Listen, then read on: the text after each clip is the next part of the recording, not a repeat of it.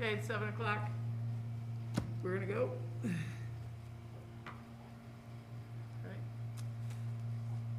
Okay, good evening, everyone, and welcome to the May 4th, 2020 regular meeting of the Board of Selectmen.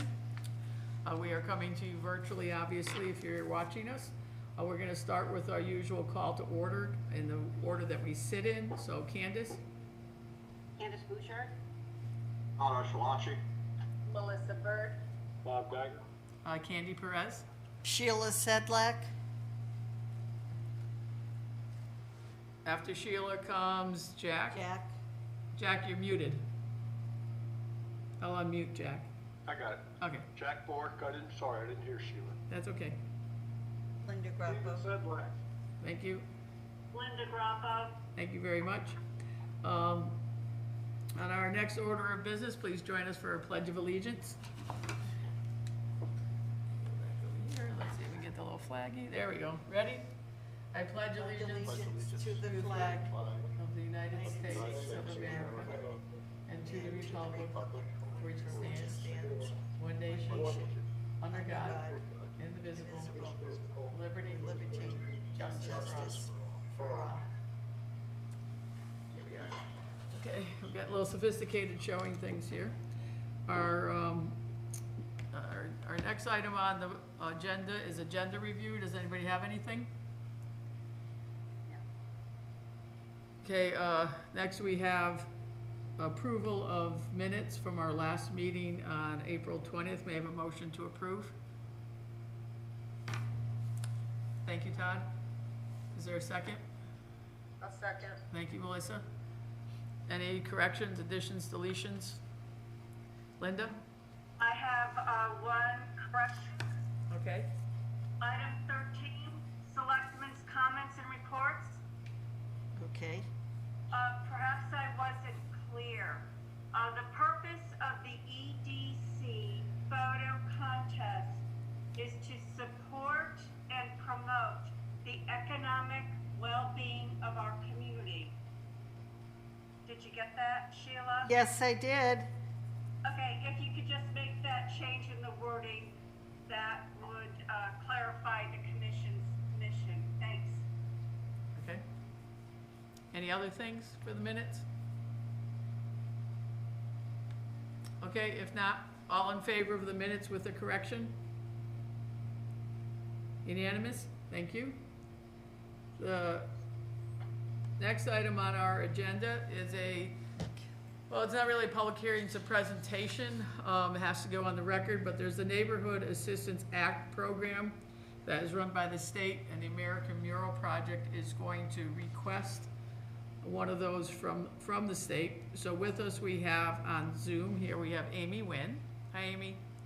Hi. So Amy, could you just give everybody a brief overview of what you're gonna do, what your application is for the Neighborhood Assistance Act?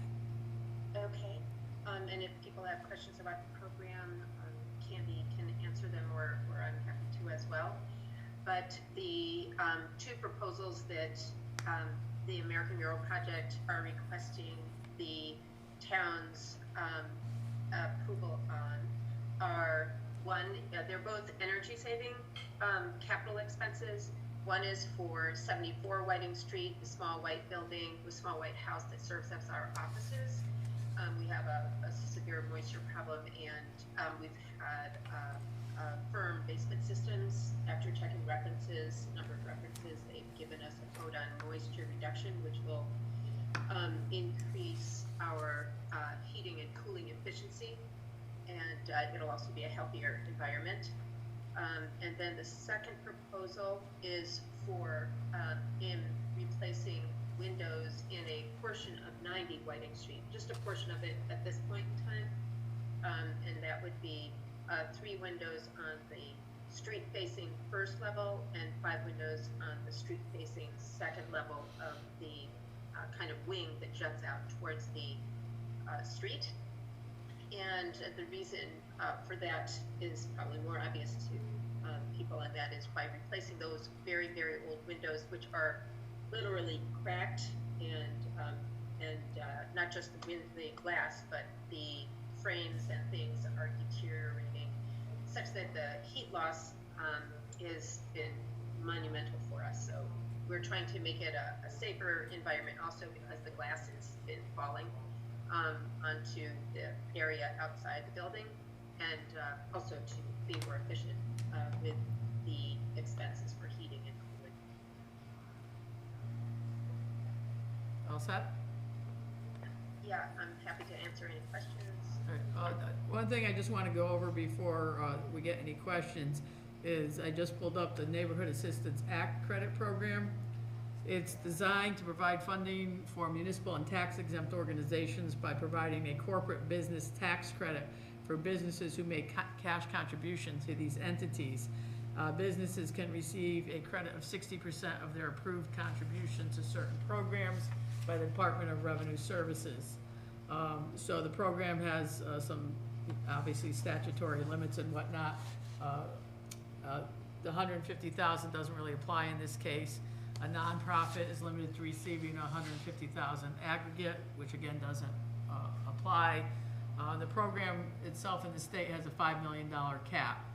So when a tax exempt organization wants to participate, they fill out the form that we got with the proposal on it, and then it's sent to us, and then we have to send it in and make sure we get it in with a record of our vote, a record of our having it on this agenda, and also we sign it. And one of the things that we have to do in it is to, we as a town are signing off that we're kind of overseeing it. You'll see it on this page where we have to sign. So Amy has said that she would be sending us periodic reports because when I put my name on something, I want to make sure that you know, we have the data that goes with it. So it's completed by the municipal agency overseeing the implementation of the program. So Amy had the other day said that she would send us reports with this. So now I'll open it up for questions from the board. Linda? Unmute yourself. Okay, There you yes, go. okay, got it. On the form, I did see that the name of the municipal agency overseeing the implementation is the town of Winchester. You are the municipal liaison, Andy Perez? Is that the name of, who is the municipal liaison? Candy is listed on the state's website as the liaison currently. Okay, what are her responsibilities? I just defer to you, Candy. I don't know. Well, based on what I've read, is to make sure that the American Mural Project does what they say they're going to do, collects money in a manner that complies with the statutes by the Department of Revenue, and that's why I asked for the periodic reports on this, so that we have a paper trail that says, I mean, I know the American Mural Project just in general. I mean, we've known Ellen for a long time and stuff like that, but we also want to make sure that we have that paper trail, Linda, which Amy has said she would provide, so. I recognize that it's important that when a business contributes to a nonprofit, they invest in a local community, and you want to make sure as a municipality that that money is indeed being invested into that nonprofit in your community, that we're not spending it on travel to Oklahoma to do one of our state projects or these kinds of things, but that we spend it the way we have proposed, because it is a privilege to participate in this program, and we don't want to jeopardize any future applicants that the town of Winchester would sponsor. Thank you. Are there any other questions? Jack? Jack first and then Candace. Yeah, I'm just, by participating in this program with the American Mural Project, does that prohibit any other nonprofit organization in town from seeking funding, and therefore our participation in any other group? Or are we, is this non-limiting? Well, the state only has $5 million allowable in this, if you read the information. No, I'm And- talking, I know the money is limited, but I'm just wondering if anybody else, you're only asking for something like 21,000, and then, no, it's about 13,000. So if you were to get this, and somebody else wanted to participate, I'm just wondering, are we limited? No, you aren't. Actually, I think, I can't quite remember, but Candy did share a list of other towns that participate, and on the website, you can click on a link to see the recipients who were accepted into this program last year and what they received. And in fact, towns throughout Connecticut have, many towns have had several nonprofits participate during any year. It's up to the nonprofit to list themselves, through, with the help of the municipality.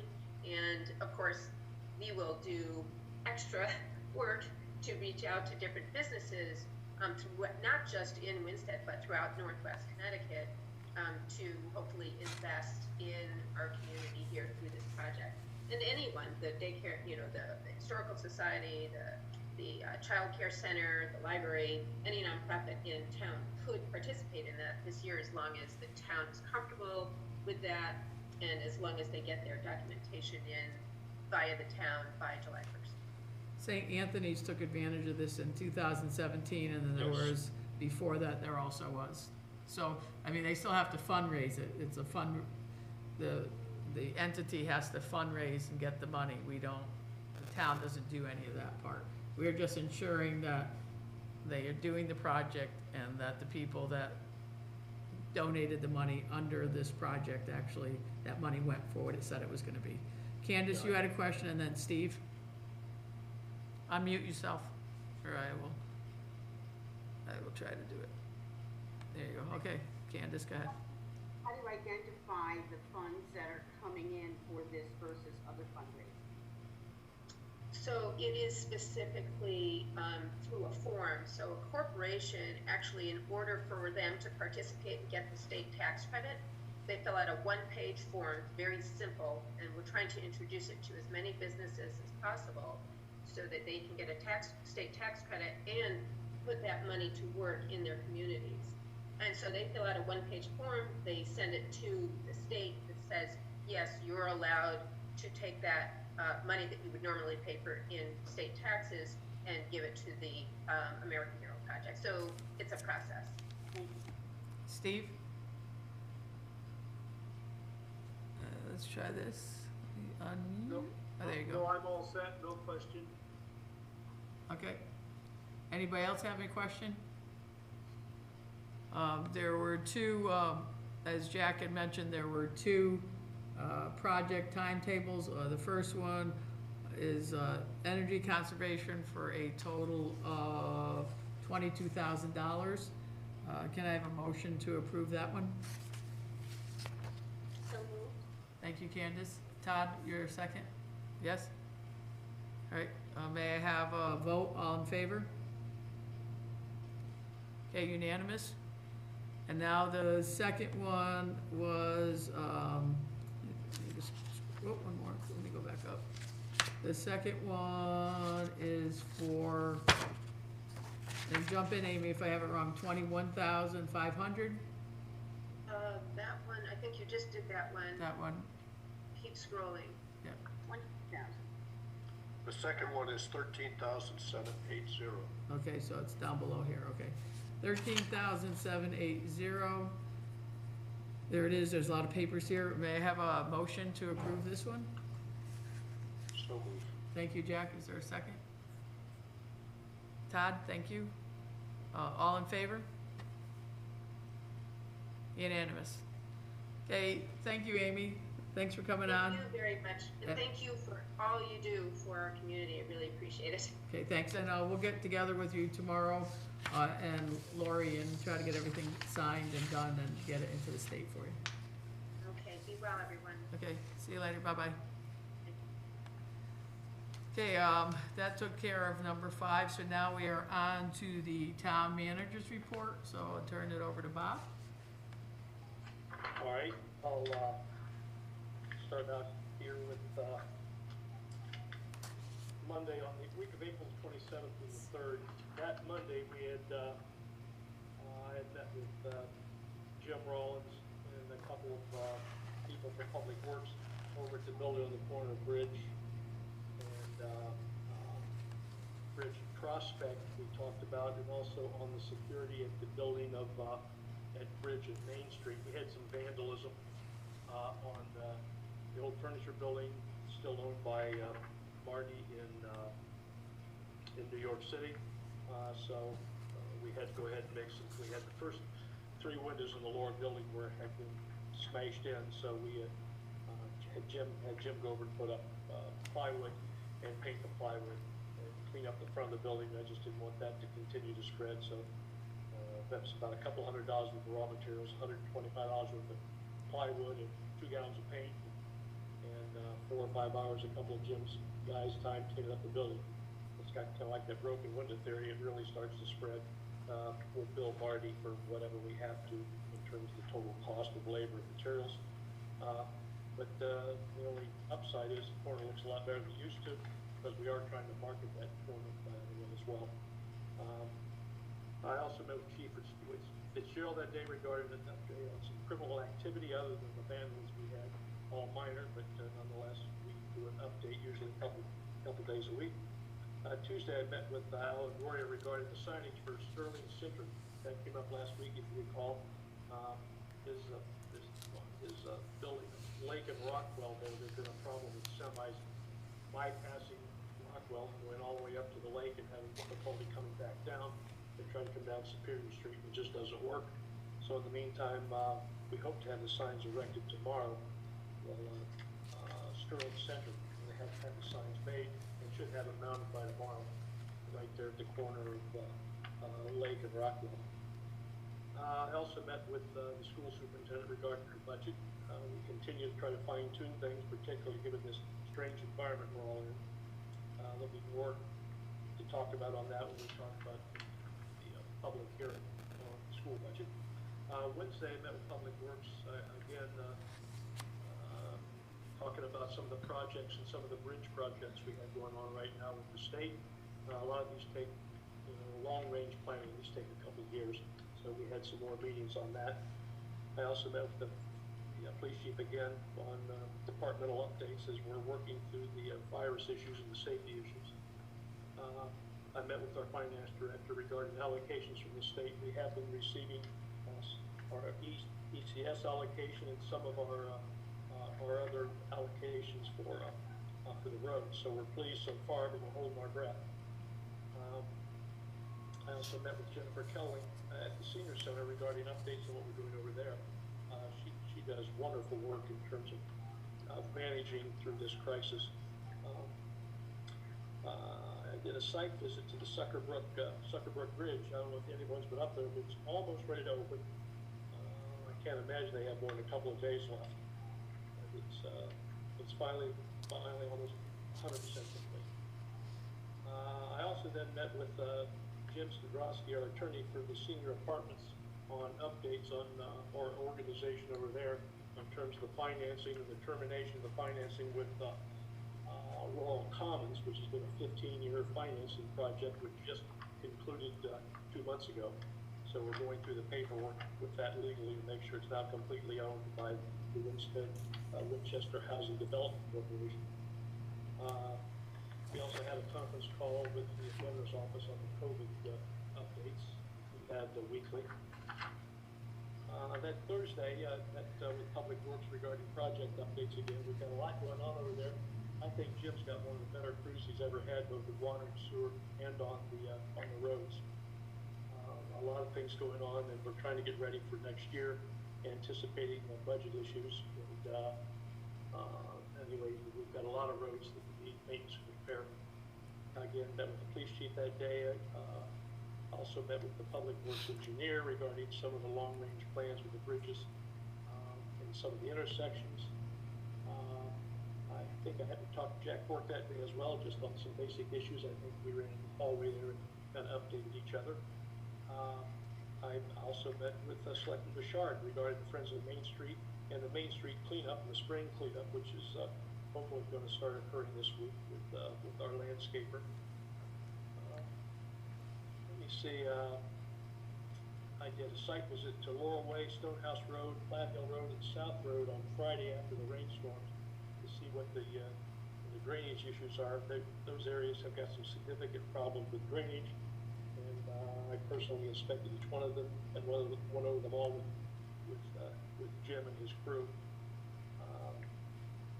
Let's see, we had a conference call, a Zoom call with the school superintendent again, trying to finalize some potential budget issues again, as we're working hard to try to minimize the impact that this virus has had. And that's basically the summary of it all. Any questions about that was the week of April 27th through the 3rd? Any comments, questions? Anyone? Candace? Candace? Okay. Oh, I have to unmute Candace myself. down Unmute myself, sorry. Candace? When are we gonna get an update on the spring road development plans? We're pretty close to giving you one. I hope to have one. Let me see, I'll have a formal one ready in probably 3 weeks, but we've got a pretty good schedule right now. Because I see in the budget, you have a lot of work that you have already scheduled for spring on non-paved roads, but I don't see anything about paved roads. Well, we'll give you the paved roads. Talk a little bit about that in terms of we're going, the big ones that are coming up. We eliminated, because of the budget issues with the virus right now, the major one we were gonna do next year What's was up? I'm gonna in be the Elm Street a intersection meeting. project. That was almost $1 million in coordination with the I'll call you later. power company and the water and sewer. Bye. We're gonna delay that one for at least a year. So probably our biggest ones. I are never gonna know be if it's an Overlook emergency. Road. We've been working on that for about 3 or 4 years in terms of drainage, water, and sewer. And I don't know if you've been by there, but that road is completely torn up now. We're gonna complete that one. That's a big one. That's about a $400,000 project. I think Suckerbrook, we've got a couple $100,000 in capital expended there for some of the small bridges. Pratt Street, where that concrete abutment is, which has been there for I don't know how long. Over 10.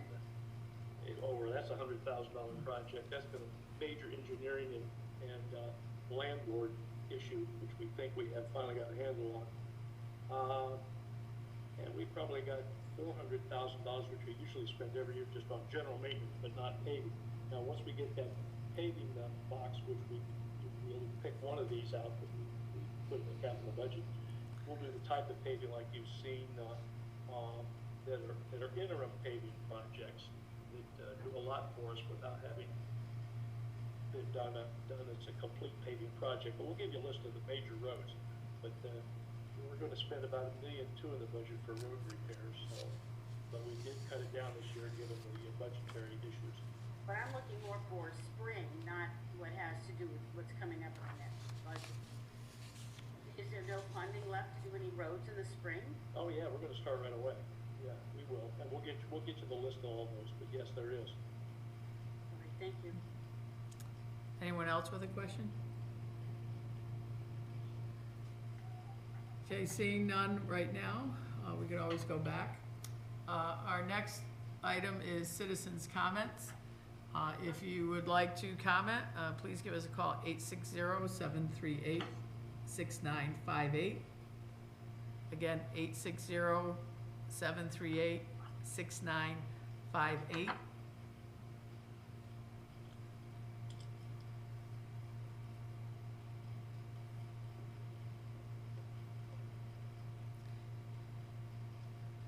Okay, I'm not hearing anyone, so we'll move on to correspondence. Anyone with correspondence?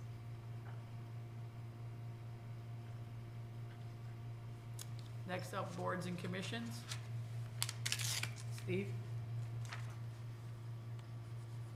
Sure, I'm unmuted here. Yeah, I just unmuted you. Okay, very good. We have two people to take to consider this evening. In your package, you have a letter of interest from Marianne Marino for membership on the Inland Wetlands and Watercourse Commission. We will place her name in consideration and begin our due diligence to do the vetting to see if she's a viable candidate for that commission. And we also have an appointment this evening, and this is the third time Kim Huber's name has, been before us. So I will move to nominate Kim Huber for a position on the Recreation Board to replace, Chris Peterson, and for a term to end, April of '26. All right, so you moved that, so we need a second. Yes. I will. Linda, thank you. Any questions for Steve? Dave, that's a 6-year term? Well, we're placing her in, place of Chris Peterson, who just resigned. Chris's term was up in this April, and so she's actually taking a 6-year term. Any other questions? If not, all in favor? Unanimous, thank you. Steve, anybody else? That's it at this time. Okay. So, next up is our, unfinished business. We're gonna talk about ordinance updates and contract.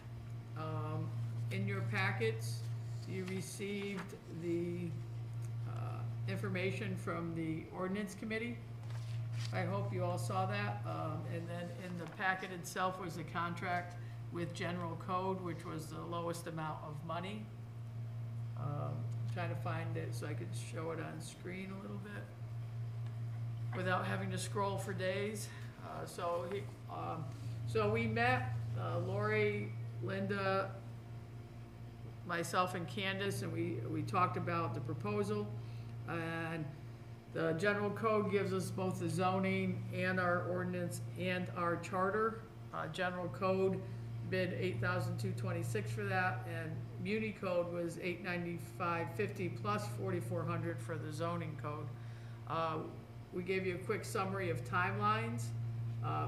Before this, Lori, Bob, and Kevin did review the contract to make sure that everything was in there that we needed, and Kevin obviously for legal, Bob for the work that the staff and departments will have to do, as well as the commissions.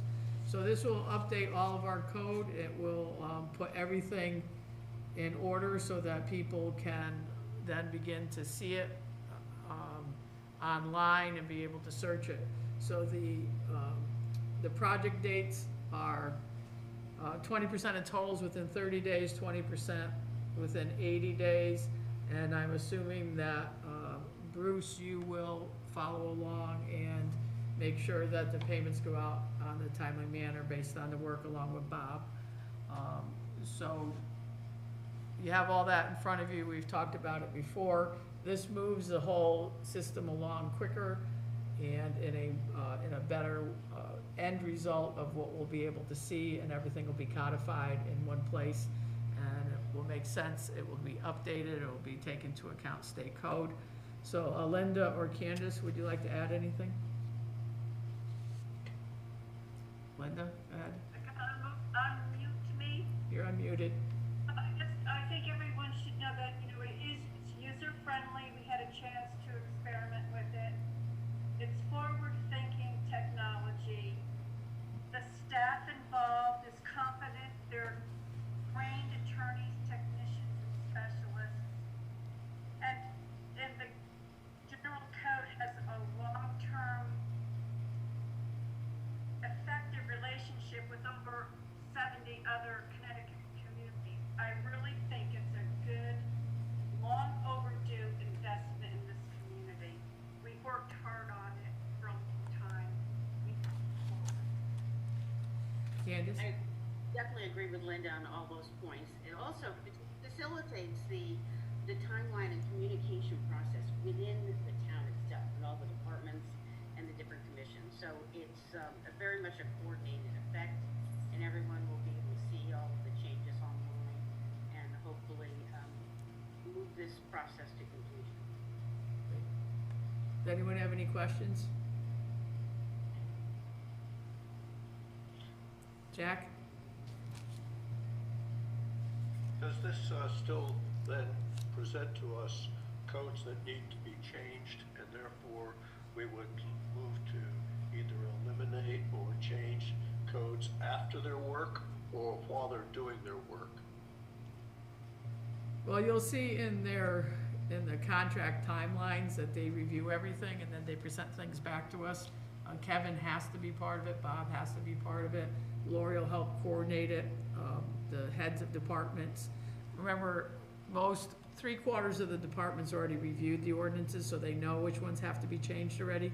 What general code will give us is, because they've worked with so many people in Connecticut, they'll be able to tie it to state statutes, they'll also be able to tie it into the language and whatnot that other towns that they've worked at, not just in Connecticut, but through New York, in the region, for the proper language that they use.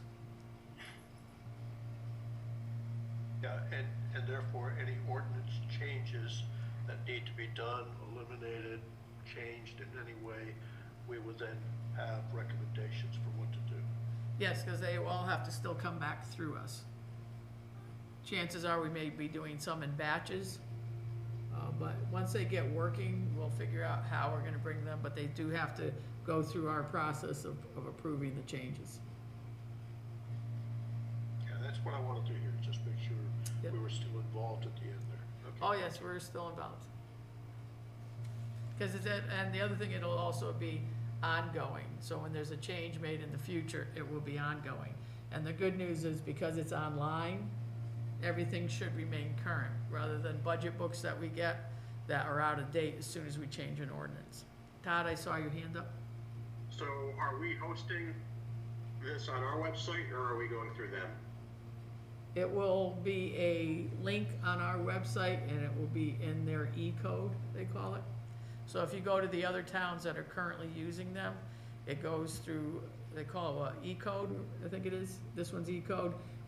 So you'd have a link on our website under the ordinances that would link over to E-code. Obviously, there'd be an introduction, and it would link, and all our codes would be there. And the first year, they're not charging us for that, and then every year after that, I think it was what, 1,300? Okay, so there is a recurring charge. Yes, there is.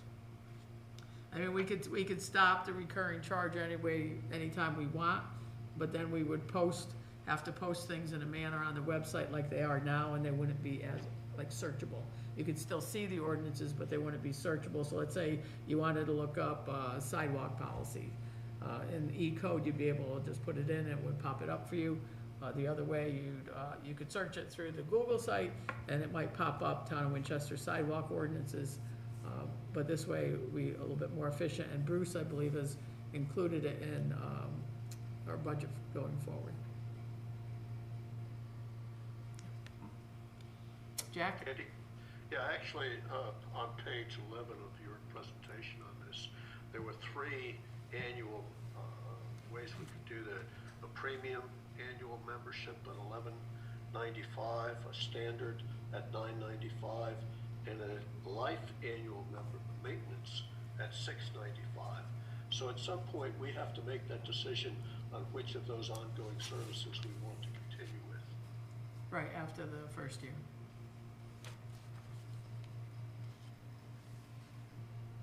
Anything else? If not, may I have a motion to approve going with general code for our ordinance updates? Thank you, Linda. Is there a second? Thank you, Melissa. Any additional questions? If not, all in favor? Okay, thank you. Unanimous. Unanimous. Sorry, Sheila. That's okay. All right, our next one is the 2020-21 budget, and I'm gonna turn it over to Bob now, and I'm going to pull up a budget presentation. I hope not to send all of the Zoom off to the side like we did at 6:30 tonight, but we will try. So let me try to see if I can get this up here. And come here.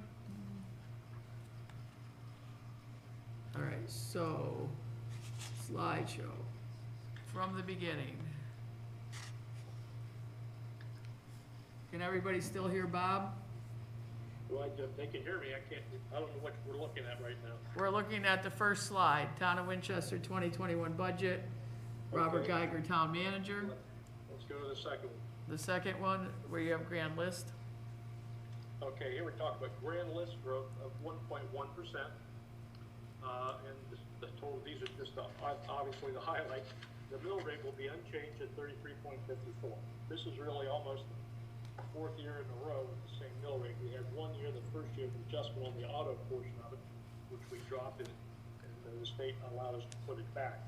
So right now, this is 33.54 will be the mill rate. So if you go to the proposed general fund expenditures, break it down between the town and the school. And there you can see last year's and this year's. So the town portion is going to be $13,700,000. Last year was $13,373,000. So there's $333 increase, $33,000 increase, and we'll explain what that is later here. The schools is exactly the same. It's actually down 10,000 there, but it's 20,442,000. But the total budget is 34,148,000 with an increase of 323,000. So it's just about 1.1%, a little less. So let's look at where the expenditure increase is for the 333,000, which is the next slide. So there's just one additional hire in the department, in the highway department, in Jimmy Rollins' area. So that's one more position which he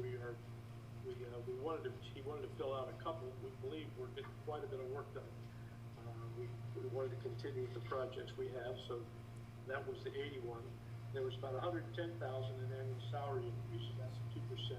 Various step increases in the union contracts, primarily.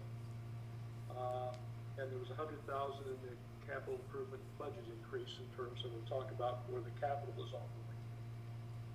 And there was 49,000 which we needed to contribute to the police pension fund. So if you go over the capital improvements, which we talked about the big expenditures a little bit earlier, you can see that budget is $1,854,000. 1,233,000 is for roads. So 400,000 of that 1,200,000 is really for the normal maintenance and repair of existing roads. And there's 426,000 on a major project for Overlook Road, which we will complete. Sucker Brook, we're going to spend 200,000 on Sucker Brook on repairs on some of the small bridges and the road. Pratt Street, that's that 100,000. We're going to finally remove those concrete barriers. And then we've got about another 108,000 on several other roads in coordination with Eversource as they rip up the roads and repair some lines. If we coordinate with them, they'll end up paying for a lot of the roads. So that 108,000 is really a matching contribution. But if you add that up, that's about 800 along with the 400 for normal repairs, and that's the $1,200,000. So if you look under capital in terms of equipment, even though it's 444,000, 274,000 of that is already expenditures that are being provided for pieces of large equipment that have already been purchased in the past. There's 100 in there to replace the two F550 trucks, which are our small plow trucks. A 550 is a big truck for a Ford, but it's considered to be smaller than our major trucks. And there's one new truck in there replacing number 6 at 40,000. So it's really only 140,000 in new equipment on trucks there. The next big piece is 120,000 on town hall repairs. We have tried to forestall repairs since I've been here. The boiler just isn't going to work anymore. We have had a lot of trouble keeping people warm in this building this winter, and the boiler has to be replaced. There's about $30,000 in associated plumbing work as we've been replacing plumbing pipes, some of them which are, I don't know how old they might be, but for some of these 4-inch, 5-inch diameter pipes with only 1-inch internal diameter, they're so corroded and shot, we've really got to replace them. There'll be $20,000 spent on security for the building and another $20,000 on maintenance of our elevator. So for a building that's this old, we have been spending very little. This is the most we've had to spend on it in a while, but primarily it's for the boiler and the plumbing. Then there's 87,000 on one police vehicle and radio replacements. radios for the department in general and some of the police command vehicles. There's $50,000 in there for Soldiers Monument windows. That monument's come a long way. It's turned out to be a beautiful building. It happens to be our town logo, as you all know. And there was a reduction in elementary school funding, which we had for Hinsdale as we move forward, and we won't need that money, so that's really being removed. But that's the major capital pieces in there right now. So that's really a highlight of the total. Now, you've all seen the budget books. We've got the budget printed, but we can make that available as public information. Let's talk about the questions and what the next process would be. Okay, so just so everybody that's watching knows that all the budgets are online. The town budget is linked through the finance department online. The school budgets are also out there, and we'll be talking about that in a little while.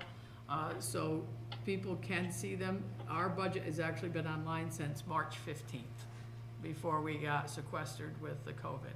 So now I'll open it up to the board with questions. So Bob, you made some adjustments in the budget. Bruce, maybe, or Bob, you want to talk about the adjustment since we received it, so that... I'll be talking, of course, given these conditions, we're constantly figuring out how we're going to bring money in and spend that money. So regardless, one of the things that needs to be stated, regardless of what is in the budget, it doesn't mean we have to spend it. So we're committed to saying, if the revenues don't come in as anticipated, we're not going to spend any more than we have to. But right now, given the delay that the state has offered to residents, the 3-month delay, that doesn't mean we're not going to collect it. That means we're just going to collect it a little later. But in the meantime, we're trying to deter any spending we can. So since I submitted the first budget to you, I since removed one more position out of Public Works, and we, based on as our analysis of the revenue, we reduced the revenue in the town clerk's office by $40,000 in terms of fees and licensing fees and sales. It's money we expect to receive in terms of commercial changing of hands, because we assume this economy is going to be sluggish. We also removed $40,000 in building permits and construction revenue. So we took $80,000 out of the first budget submittal, and since we took $80,000 out, I had to reduce the headcount by 1. Our headcount is down anyway, since we've been down 2 in dispatch already, and so we are going to go up 1 in Public Works, not 2. So the only add I was making was that 1 position, and that's now reflected in the recent budget change, and we'll repost that. That's the only difference in the budget we're going to post versus what is out there now. $80,000 in reduction in revenue and an $80,000 reduction in expense. So Bruce, maybe at one of our next meetings on May 18th, we'll make those adjustments. You'll give us the line items and everything, and we'll make those formal adjustments. So open it up to questions from the board, things you might want them to clarify for one of our future meetings, things they can clarify now. So Linda and then Candace. I just have a question on the highway maintainer. Is that a maintainer 4 position that you're filling, or a maintainer 3 at 80,000 with benefits? What? I don't have my book in front of me. What level is that? Bruce is saying 3. Level. Is it? I'm sorry, who wants to talk? Where are we? Oh, Bruce has his fingers up. Bruce is saying maintainer 3. 3. It's the beginning. It's an entry-level position, and that includes all the costs that are associated with it. That's not the salary. Right. You're on mute. Yeah, the benefits are about $16,000 for the health plan, and another $4,000 for employer taxes, and about $60,000 for the for the salary. Linda, you're on mute. I'll get her. Okay. I think I will. Maybe I won't. I keep hitting on mute. She keeps being muted. There you go. Okay, Linda. we should have left it the way it was the first meeting. That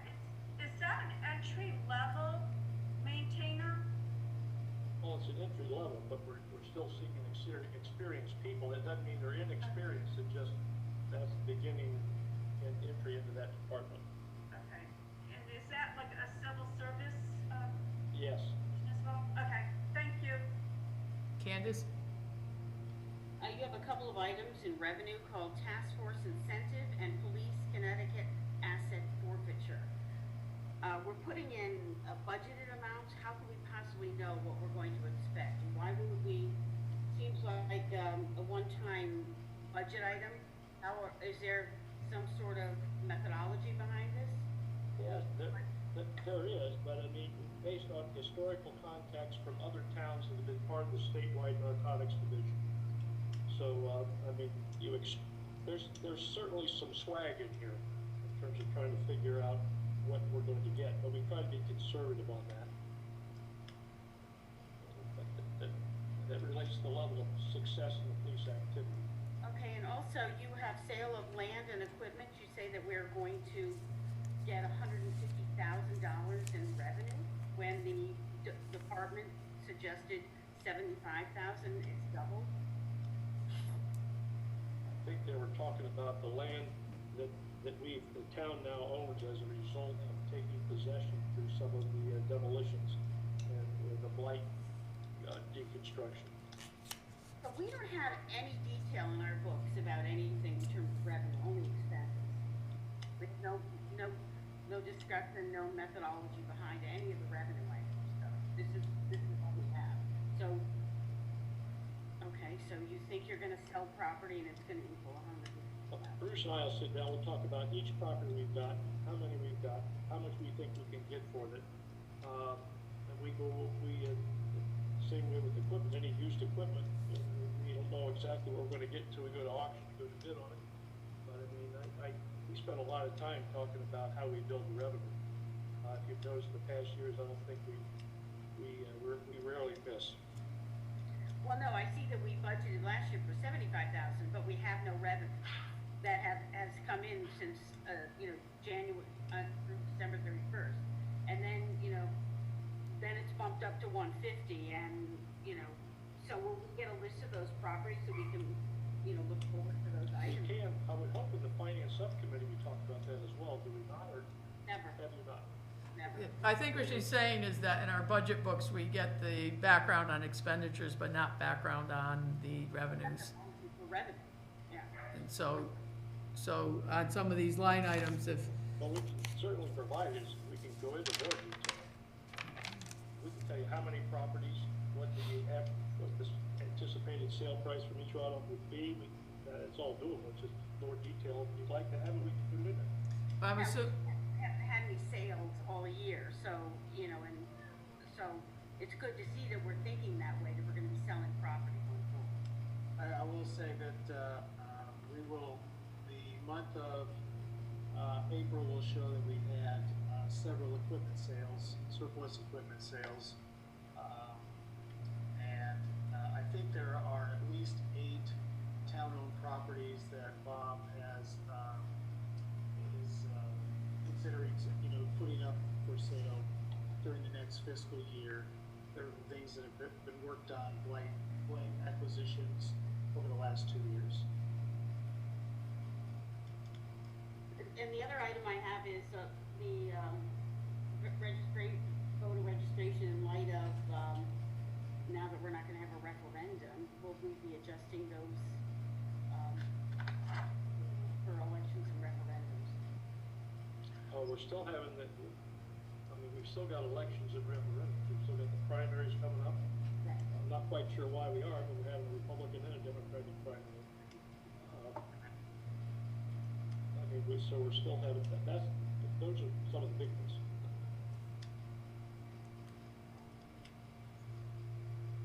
anything else, Candace? Full along list. Let's see here. Todd, you hang on, you go next. Yeah.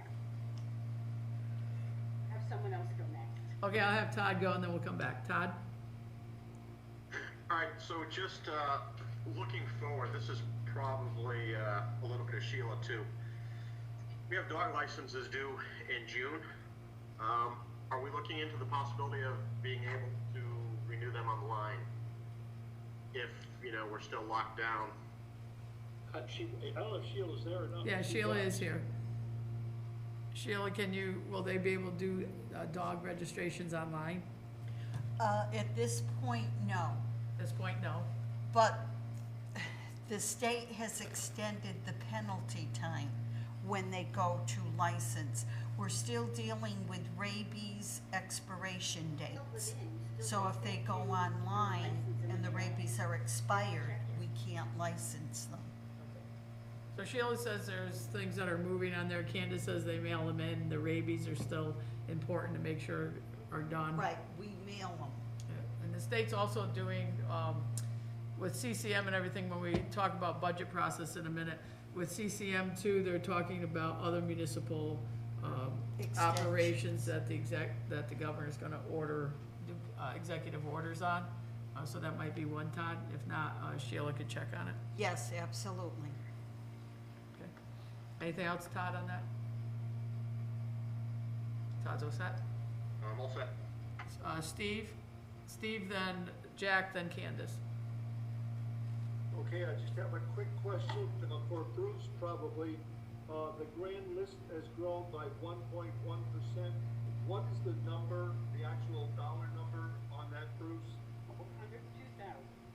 Yes, so, the grand list was certified today by the town assessor at 728,714,521. Last year, the grand list was $720,384,009. So that shows an increase of $8,330,502. It's a 1.1% increase. And this is after the Board of Assessment Appeals has made their adjustments. Their adjustments totaled $438,000. They finished their work last week. All of those adjustments had to do with real estate. But, Steve, were you looking for a dollar number rather than a percent? Yes, and I got it. 8,330,502 Was the increase. That's That's the the increase, thank you. Jack, you were next. Yes, let me start first of all with the property tax that you expect. I'm showing that from the manager's proposal and from what was actual, the 1920, we're looking at about $250,000 in increases in property tax. Am I reading that correctly, Bruce? Yes, that's all coming from the grand list group. Okay, so then let's go to, if I can, let's see, proposal, page 12 of 13 of the budget. Just want to make sure I'm also reading this correctly. Line item 804-000, transfer out of other funds. That is the capital improvement budget, is it not? That's correct. But That's the general funds contribution to the capital improvement budget for fiscal '21. And so when we talk about the page where we saw the capital improvement budget of $1,854,000, what we're only putting in is $1,250,000. Am I reading that correctly? That's correct. The difference is coming from a general fund, the general funds, fund balance contribution, and that is $516,000 approximately. And then there's another $87,000 that comes to the town from the LoCIP program that the state offers. I remember we talked about this. I just want public to know the differences, because if you look at the budget itself and you see those figures and you try to balance them off with what was presented here, sometimes they don't match. And again, that's why I'm asking the clarification question. I would like to ask a couple clarification questions on the slide that showed the proposed general fund expenditures. But I think, Candy, those questions are going to have to do not with the town's line item, but the school line item. Do you want me to wait until we're through with the town? You mean tonight? I'm going to ask tonight, but because it's on this proposal. But I want to ask the question after we talk about the town's expenditures, or should I ask it now? Ask it now. Ask now. Okay. Well, in the slide that you presented, where you show an increase of $323,000, you got that slide, the original slide? Back up here, yeah, yes. Yeah, correct. Okay, so here's my question. When I started looking at these figures, I'm starting to try to balance off comparison figures. Now you show the fiscal year 20 adopted budget for the schools at $20,452,000. Correct. Well, in the budget expenditure pages that we have, page 13 of 13, it actually shows that the amended, or the budget that was approved was $19,961,686. And that represents about $500,000 in differences, so $465,000.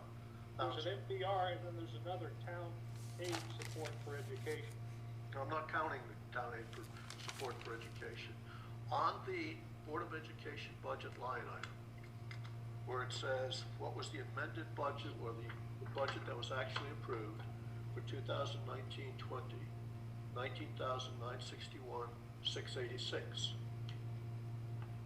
That has nothing to do with the town aid for education. That's a different line item. Okay. And when you show the on your spreadsheet the $20,452,000, I'm just wondering, where did that difference come from? That includes, On this particular sheet, On the slide. on the slide, It showed 20,452,000. right, but on the budget that we have received, the 13-page budget that is public, and it shows what was the actual budget for the school, That shows that. $19,961. That was the MBR, the 19,961. And then we added more than that to that budget. We gave the school more than that as a separate line item that is not in the MBR. I highlighted it in orange here. Town Should it support not- for education. Should it not be listed as a separate line item? That's what I Otherwise- thought. I thought the town aid to education is in the town budget part. no, it's Because- not.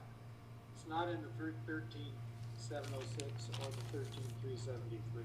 The line 804-000, one, town support for education, that $480,000 is not in the town's portion of the budget? No, it's not. It's been excluded. It's grouped with the school line on the slide because it represents, funding for the school. It's not the MBR, but it's funding for the school. Okay, so that's a change, right? Because I don't think we did that last year. Oh, yes, we have. Did. Yes, we We've did. done that for a couple of years now. That's the way we've always done it. I think So the when confusion, we're showing the school budget, the fiscal year 20 adopted budget of $20,452, what you're really showing is the recommended budget requested plus the $485,000 in the $480,000 in the town support for education. Is that correct?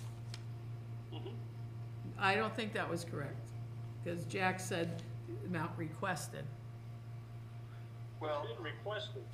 It was Bob's, the town manager's recommendation in the budget, his proposed budget is the MBR of 19,972. The slides that he did for showing everybody what things were tonight was the 19 town manager's proposed budget, town support for education, town manager's proposed budget of 480 combined. Just want to make sure we have the right language going on here. So can I ask then, what is the actual figure we take this 20,452 and we minus the 480,000, and that is the education budget that's being requested? No, that's the MBR. So what's the education budget being requested? 20,452. You mean, Jack, are you talking Well, about that's what, That's what I'm requesting. What did the school request? Yes. That's not in here. This is my budget. The school has their own budget. the school, I know the school has its own budget. Jack, the school, But and we I can't think get to the Jack's, 33,825 unless we know what the town and schools are asking, that's all. but it's all added up. This budget accounting sheet is different from his slide sheet in terms of totals. So if you look at I don't know if you're trying to get to what the school superintendent put in as a department, because all departments put in their own amounts, and then the town manager decides what the final numbers are, or what you're trying to get to when you say requested. Are you talking about Bob's request to the selectmen? Are you talking about department's request to the town manager? Which one are you talking about? On page 13 of Yes. the budget, the department request to the town manager of 20,201,987. Correct. Okay. And what, Bob, you're proposing, and what's in front of us now, I is see. 19,961,686. Correct. True, That's the which MBR. yes, but all of my, everybody submits budgets to me, most of them ask for more than I'm gonna give them. But this is what I'm saying I'm proposing, Okay. 19 million, okay? But that, 961,686 plus the 480,000 that we add as a town support. That's it. Correct.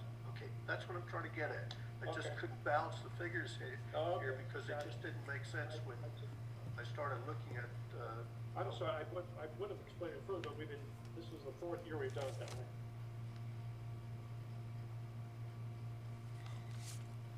all right, so Candace, you wanted to maybe ask some more? Or Melissa, did you want to ask anything, or are you all set? Good. Candace, were there more things you wanted to ask? Sure, I want to know what happened with what was the result of the investigation on the heating fuel costs for town hall that's in excess of $1,000, an increase year over year, when it was a warmer year. Bruce, I haven't got that one. I don't know if that had to do with the pricing, that had anything to do with the temperature. That's the contract pricing. That's Eversource, but I thought if you're replacing a boiler, we have oil, so I don't know what their fuel is, because we don't have that indicated on the detail. We have gas, natural gas in the town hall. So what caused the $6,000 increase year over year? We determined that the amended budget for 2020 was Under budgeted? under budgeted. It was under budgeted, yeah. No, we've been running that actual has been in excess of budget, so that department is having to supplement the dollars spent in that line item 823 heating fuel with some dollars from other line items in that department. Got it. I did note that Public Works was able to lower their fuel consumption. That was really a great job that they did.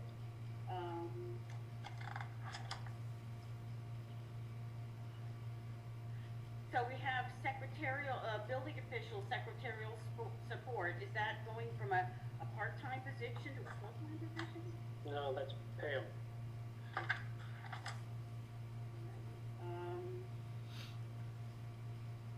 That's Pam filling in that department. while she's also doing the planning work, so. Then I see in general labor for public safety, for the highways, we're going from, I think, 132,000.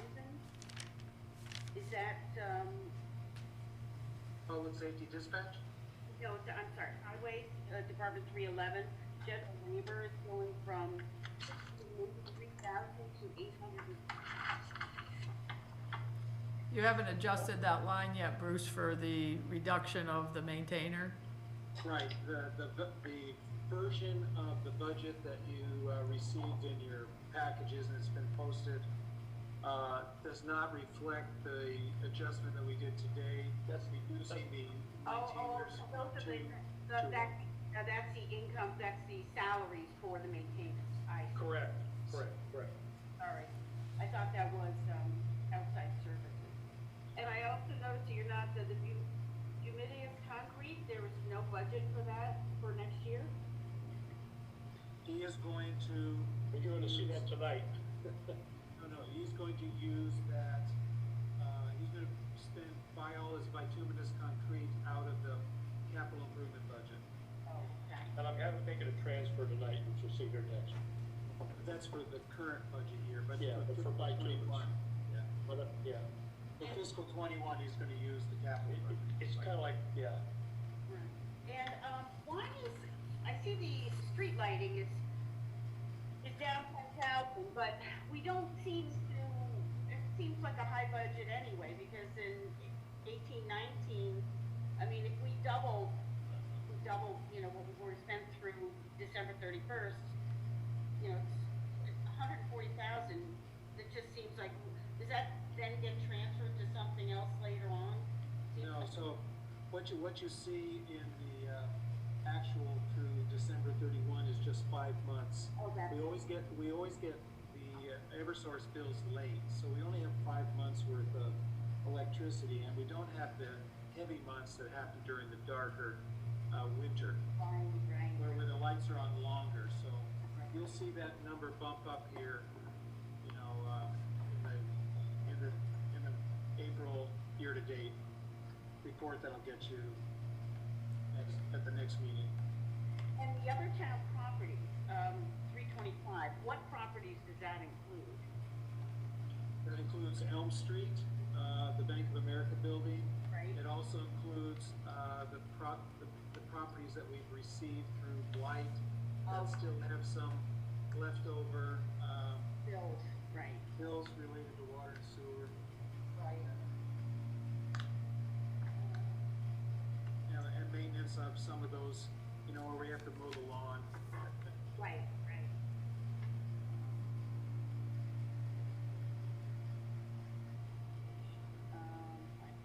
Okay,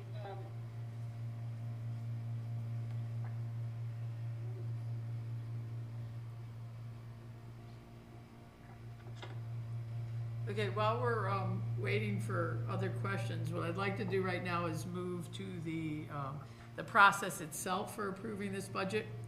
I'd like to pull up, or if you all could, the information I sent you in an email today about the process and a timeline. The governor, let me see if I can find my, the email I sent to you real quick, because it was in there. I can read it to you. It's Executive Order Number 7HH enacts the following provisions: mandatory suspension of annual town meeting or referendum to adopt budget. It clarifies that going forward, the relevant elected body or bodies in each municipality must adopt a budget for 2021 without an in-person vote by residents. It also validates any budget referendum or annual town meeting that will be conducted. It clarifies Executive Order Number 71, Section 13, to provide uniformity and consistency and prioritize safety while the risk of transmission of COVID-19 in large gatherings remains high. Right. So what we were doing was we were trying to postpone our budget referendum, and we were trying to keep the same process that we could. Over the last week, we heard from CCM, cost, And then the governor sent out an executive order to clarify that at this point in time, the elected body in all the communities, whether it's the Board of Selectmen or Board of Finance, will make the final vote on the budget. It is no longer a public referendum. But as you know by the newspaper articles last week, that we were trying to do that. So the process now makes it so that we as a Board of Selectmen decide. So I proposed, for discussion purposes, if we can shift the dates, we can add or well, we probably shouldn't subtract too much, because I was talked to Kevin Nelligan about this, and I've read the CCM guidance on everything. We need to be able to give the public an opportunity to comment on the budget. So I'm proposing two different ways, two dates for comment. One being the May 14th public hearing on the Board of Ed budget and Board of Selectmen budget. We had that scheduled. We will still continue with that. We will continue with that through Zoom, live stream, channel 194. So that would be today's the 4th, so 10 days from now we would have that ability to public comment. I'm also suggesting May 18th be the second time for public comment on that, on the budget, so that would be 2 times that the public would be able to come in and comment in person on the budgets.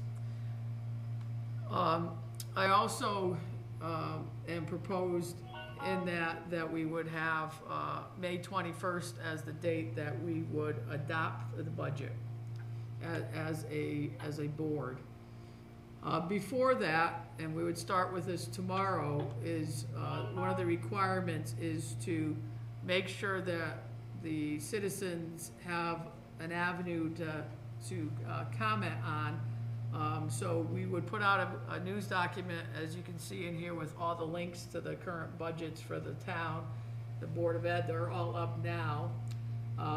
We would ask that publics, like other towns have done that have already gone this route, is that the public would be able to email comments in, they would be able to phone comments in, and they would be able to do regular mail comments in.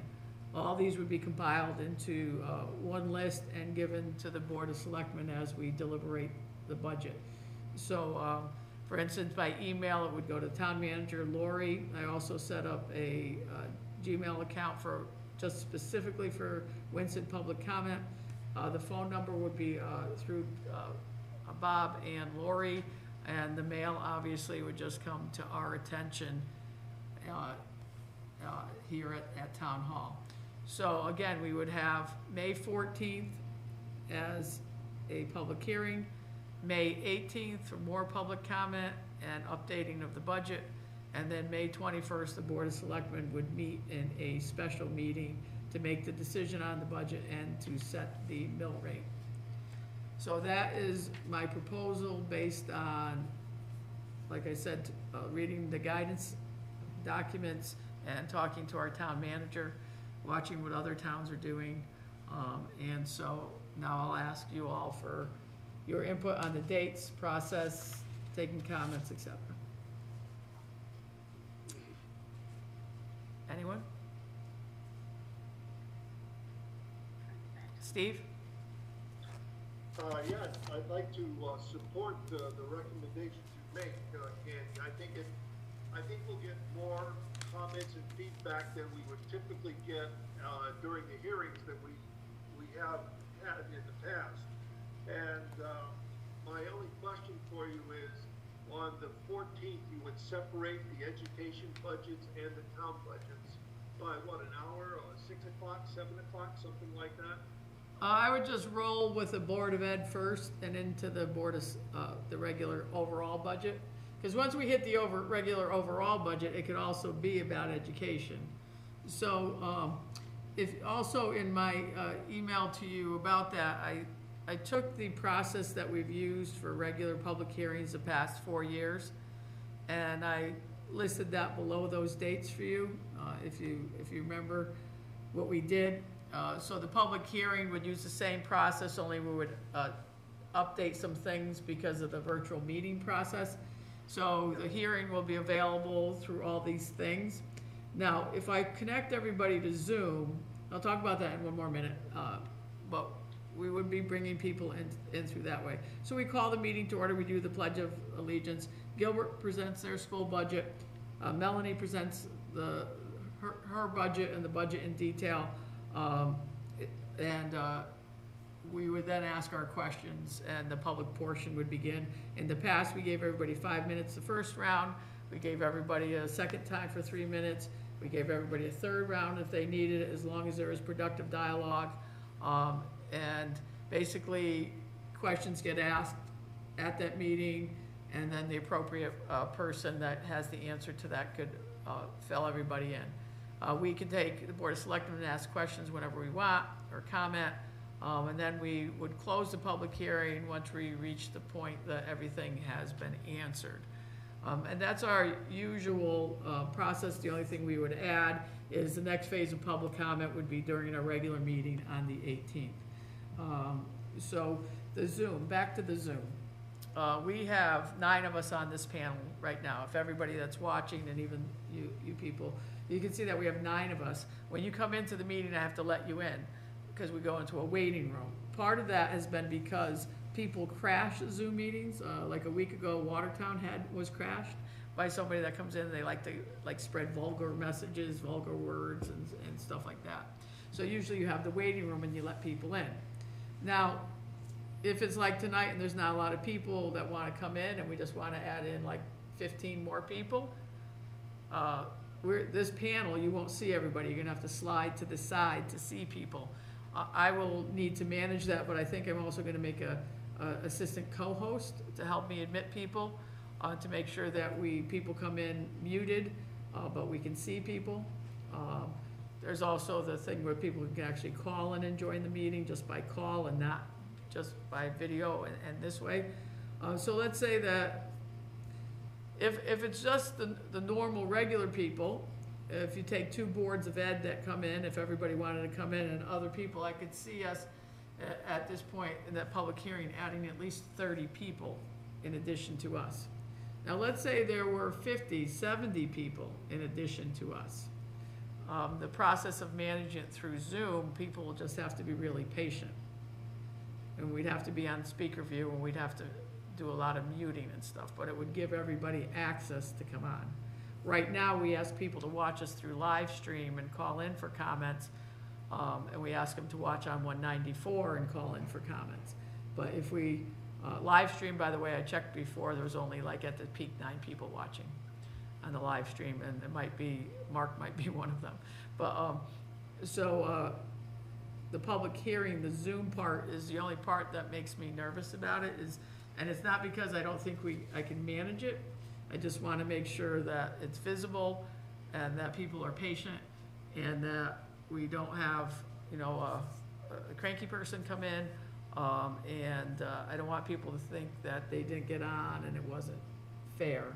So I've really been thinking about that part a lot.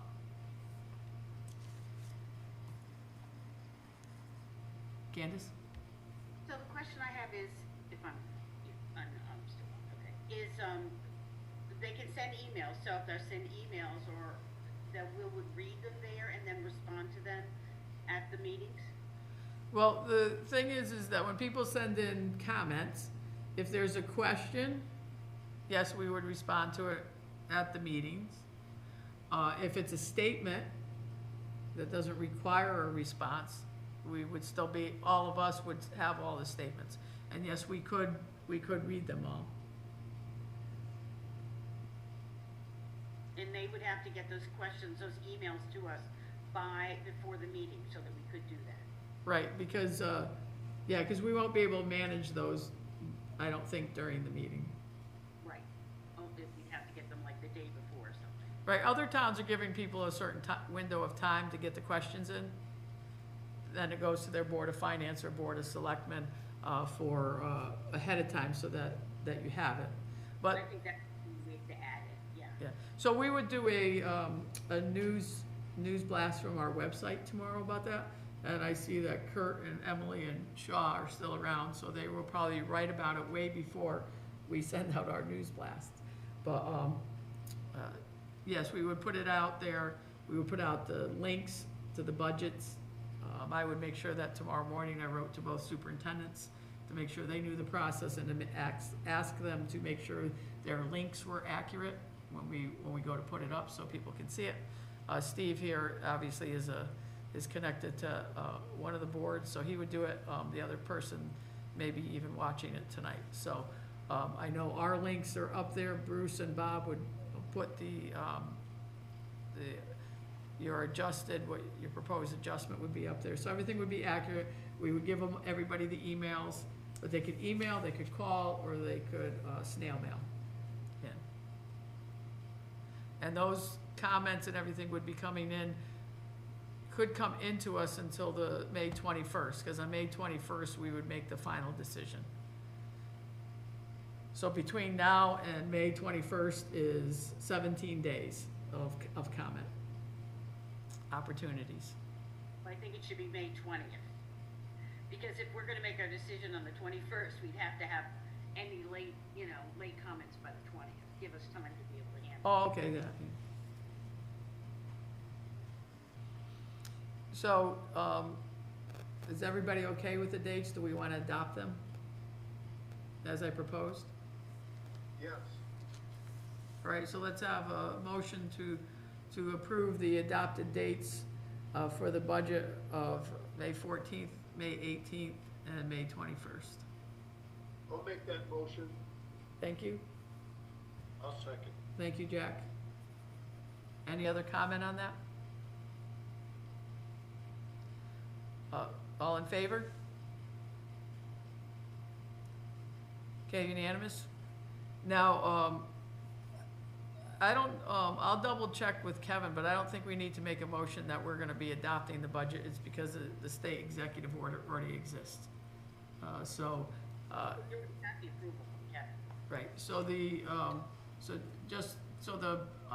so that we're very clear, and Emily and Kurt and Shaw, and then our news release tomorrow will be very clear that we have the 14th, 18th, email, phone, regular mail, call us in person, comments, and then May 21st, the Board of Selectmen will set the budget and the mill rate.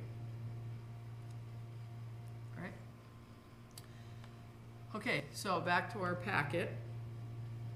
Bob, it now goes over to you with your line item transfers. We didn't vote, I believe. Oh, we didn't? Second, we didn't vote. Oh, I thought we voted. You did. Oh, I'm sorry. I have a question. Yes. Bruce and Bob, just to go back to the earlier question. Oh, wait, just 1 second, Jack. Candace, we didn't vote? All in favor of the 4 dates? I thought we did. You did. No, we didn't. Sheila says we did. I heard it, but We did. 4 days. Okay. All right, so Jack, I'm sorry, back to the budget. Bruce, and Bob, just to reiterate something you said so that taxpayers understand what we're facing here in terms of the revenue side of the budget.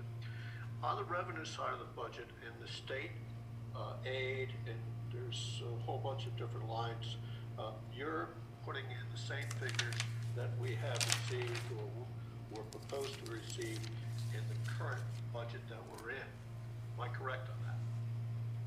Yes, but we do also have a note from the governor's office indicating that the town of Winchester will be getting the same levels of municipal aid that they received in the fiscal 20 budget. Okay, so we're pretty comfortable with the state aid line items. And I think, Bob, you had said it many times, it's a working budget, and if in fact by December or early January, we're finding that the state cannot afford to make these payments, we'll then have to adjust our expenditure budget. Always, yeah. My approach is that just because it's in the budget doesn't mean we get to spend it. We've got to know that we've got a revenue source that will support that. Okay, and therefore, during the first 3 to possibly even 5 months of the fiscal year beginning July 1st, we should be very cautious because we don't know what will be the income effect from the state. We're not sure of that. We've got a lot of unanswered questions there. Am I correct? That's correct. Okay, just want to make sure that we're on target for those I will point out, let me just point out that we don't usually receive many, much state aid in the first 4 months of the budget. We normally are supposed to get town aid road, the first half of town aid road in July. We haven't seen that in the last 2 years. The state pays their bills very late. Yes, they do. Well, and with our decision last meeting, allowing some people to take a little bit more time, not diminish, but lower the interest rate, we still may get late payments for the first 3 months. Oh, we will for sure. Yes, yes. Okay. Anyone else? Okay, now we move Bob to line item transfers, please. All right, the first line item transfer I have is in the accounting department. It's, Bruce has requested a transfer of funds to purchase additional office supplies, 1,000 from transport fees, to offer 1,000 to office supplies. I recommend that you, so move this. I have a motion from someone. Linda, and a second from Todd. Any questions on that? If not, all in favor? Unanimous, thank you. What's the next one? The second one is from the recreation department. We recommended $750 from maintenance of grounds to maintenance of equipment. This is for the repair of our major lawn mowing equipment. Okay. Thank you, Candace. Is there a second? Thank you, Melissa. Any other questions? All in favor? Unanimous, thank you.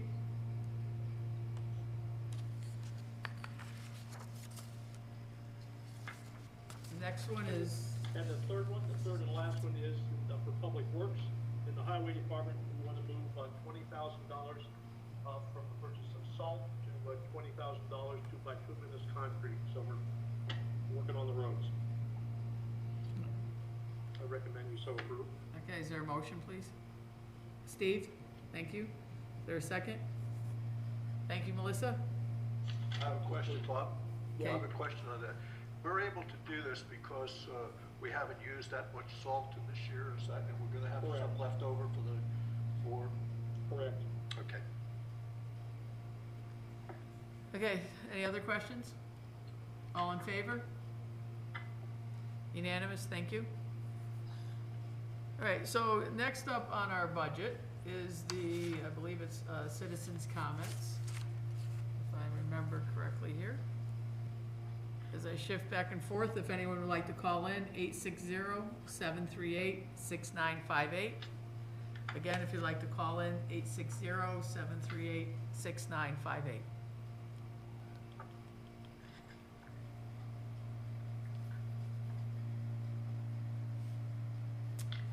Okay, next up is Selectmen's comments and reports. Anyone? Todd? So first, I fully support our process for the budget going forward, simply because we have to do it this way. And I recommend that everyone who has any input on the budget to get it out to us, because this is going to be your only chance on these dates. I have serious problems with the executive order. It is my opinion that we should never, ever be mandatorily suspending a town meeting or a referendum. But this is your chance to talk on the budget, you know, those May 14th, May 18th, May 20th. So get your emails in, get your phone calls in, because, you know, we don't want to hear later that you never had your chance. That's all I have. Thank you, Todd.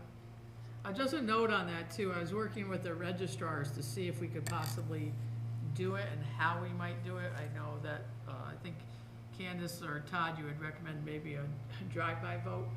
So we were talking about that, because one of the things we were trying to keep in mind is that a lot of the people that work the polls are in my category of where they warn us of a certain age to be very careful with this virus.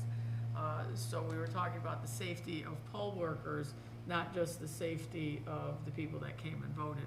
And we were in the middle of doing all that to try to figure out some things when the executive order came through. So, as Todd says, this entire board, as well as the registrars and everybody, were attempting to make sure that we kept the process. Anyone else have a comment? Jack? I'm off, okay. I'd like to just update a little bit on Memorial Day. I know the parade has been canceled, but the Soldiers Monument Commission would still like to conduct some kind of a ceremony honoring fallen veterans as Jack, can you hang on one second? past. Jack, hang on one second. Hello? Hi, this is Melanie Shanley, Superintendent of Schools. I'd like to call in for public comment. All right, well, we just went past it, but I'll put you on. Melanie just Thank you. called in. So are you all right with taking her comment? Yes. Okay, so I put you on a microphone here. I'll move my computer closer. And let's see, I might have to interpret, but go ahead. Melanie, go ahead. When should I start speaking? Right now, if you could. Okay, because they're still talking on the YouTube video. Well, that's unfortunate. That's one of the reasons why we're gonna have people come in later. We have the phone here, so if you wanna make a comment, and then I will repeat it. And I'm moving everything on top of the computer here. So, 1 second. let's see if we can do it. Hello?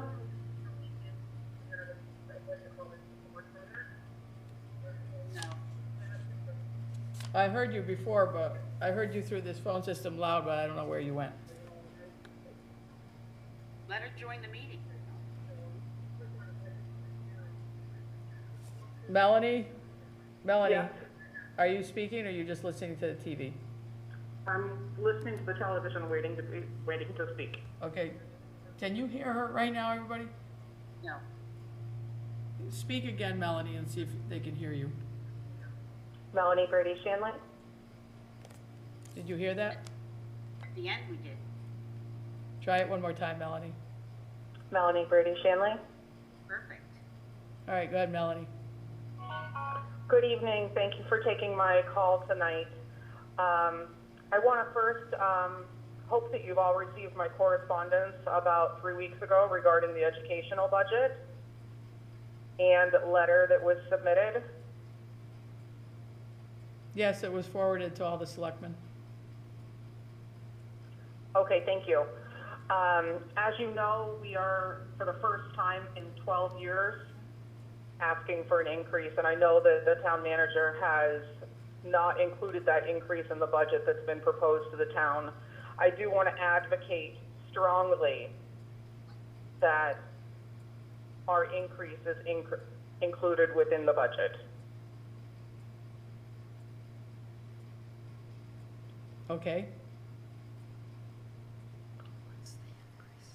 Are you still there? I am. This doesn't seem to be working. I think everybody heard that, right? She wanted to know that we got the letter. Yes. Yes, everybody knows that she wants it to be, she's advocating to put the 249,000 in because there hasn't been an increase in the MBR line. Is that right, But Melanie? But also, that's not true for 12 years, because the Board of Selectmen has added in 480,000 and 300,000 previous years, past several years that were never in the budget before. So it's not true that the Board of Selectmen has not given an increase to the educational budget. We've given it in a way that is for non-educational purposes as well, so that the funding can go towards education. So the Winchester Public Schools and Winchester Board of Education will continue to advocate for the children of this town to ensure that they have the educational supports necessary to be successful. During this particular pandemic that we're in, we know that our children are going to be the most vastly affected population in our town, and it is critical and a responsibility of all of us as leaders to ensure that the services are there to be able to support their education going forward. And I look forward to the opportunity on the 14th to be able to explain our budget further and how this money will impact students' learning, ability to have proper learning going forward. Okay, we all heard that, right? Everybody's nodding their heads, yep. Anything else, Mel? That is all, thank you.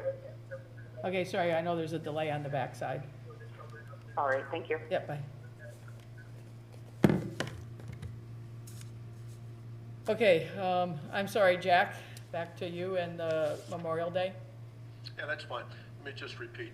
I know there's not going to be a parade, but the Soldiers Monument Commission would still like to, in some way, honor fallen soldiers on Memorial Day. Now, what we're planning is some kind of a technology presentation, and we're still working on that.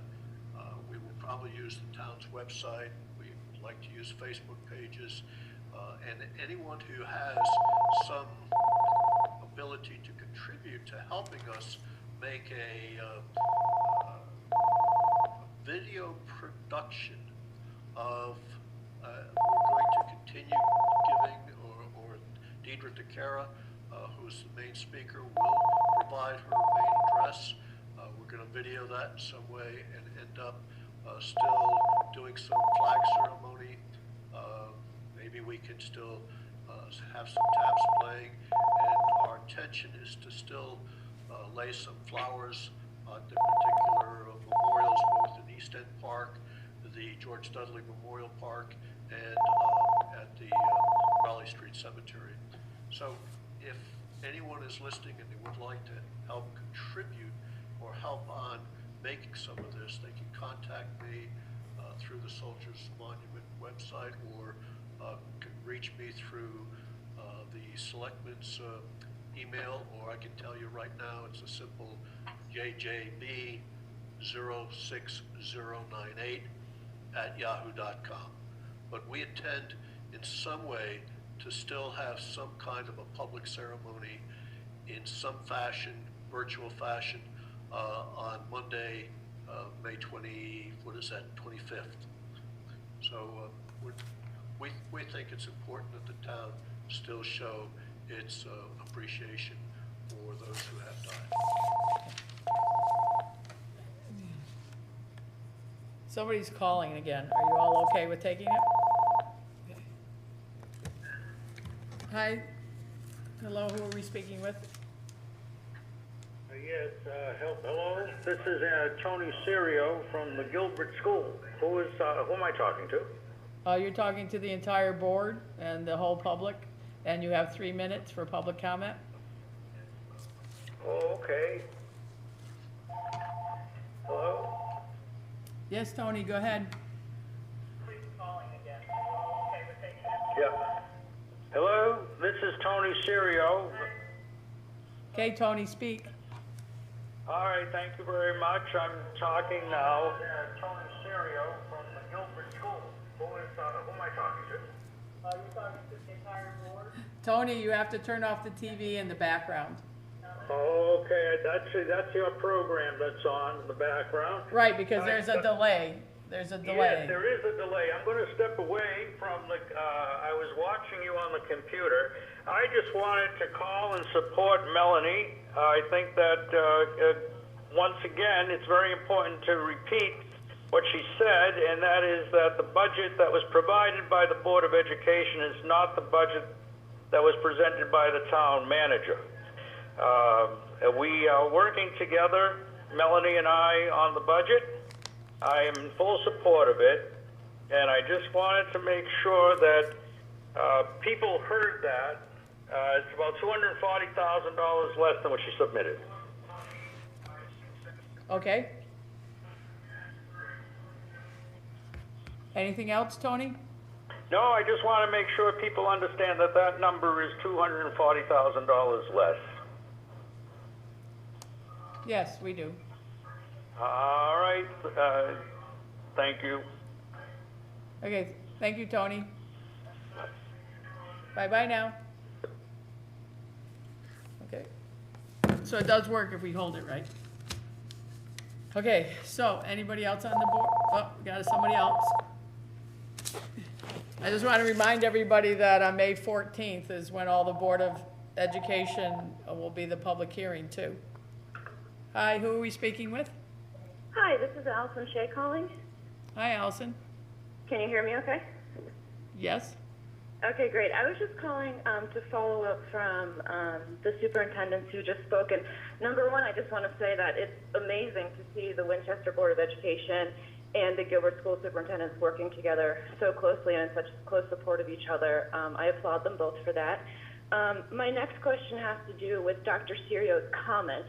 This $240,000 delta, where did that come from and how was it established? Okay, well, Allison, we can't answer that. Right now, you've called in on public comment. On May 14th, we will have the public hearing on education and the town budget, by the way. You will be able to ask detailed questions and get answers at that meeting, or you can email or write them ahead of time. Okay. But none of us. Who would be the appropriate person to address that email to? I want to investigate this delta before the public comment next week so that I can be more informed. Well, all three budgets, the town budget, the education budgets from Gilbert and the Board of Ed, are all on individual websites. Tomorrow, we will put out a press release with those web links on there so people can go in and look at the budgets of all three entities. If you have questions in between, you can direct them to Melanie Shanley, how do I do it in the right order? Shanley Brady, Board of Education in Winston. She's on Facebook and on email. And if you have questions of Gilbert, you can contact Steve Sedlak, who's the chair of the Gilbert School Court, or Tony Serio, who is the superintendent of schools at Gilbert. And they can give you more information. Just to be super clear, my question is though, if Melanie and Tony are kind of working with this different number and I'm trying to figure out where the delta is there another party besides Melanie and Tony that I could speak to? Because it sounds like they're on the same page. So I would get the same information from them that I already have. So I'm trying to investigate the delta. You mean why there's a 240, why there's a difference between what they requested and what came to the Board of Selectmen?